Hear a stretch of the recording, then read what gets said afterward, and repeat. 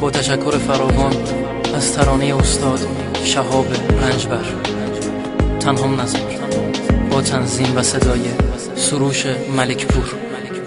من کم کم عاشقت شدم، دلمو بستم به تو، نفهمیدی حرف دلم رو که بهت میگفت نرو. من قدر عشق دونستم توی آغوش گرم تو، نمیشه باورم هنوزم لحظه دل کندن تو. من قدر تو رو نداشتم، کم بودم برای تو، همیشه مثل قطره بودم گل من تو دریای تو. تنها ندارشم بدون تو میمیرم، هر روز نشونتو دل زارم میگیرم.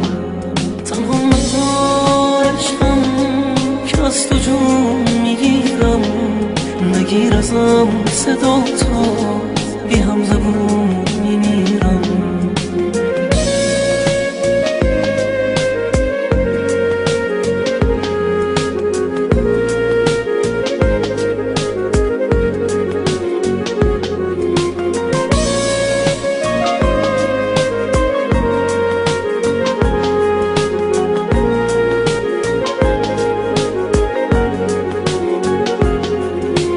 من کم کم عاشقت شدم، دلمو بستم به تو، نفهمیدی حرف دلم رو که بهت میگفت نرو.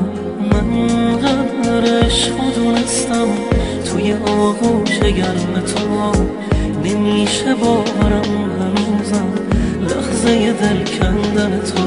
من قدر تو رو نداشتم، کم بودم برای تو، همیشه مثل قطره بودم گل من تو دریای تو. تنها ندارشم بدون تو میمیرم، ازم نخواه بشینم عشقاتو ببینم. تنها ندارشم توی دور ندارم، شبا بیاد چشمات چشم رو میذارم. تنها ندارشم بدون تو میمیرم، هر روز نشونتو دل زارم میگیرم. تنها ندارشم که از تو جون میگیرم، نگیر ازم صدا تو بی هم زبون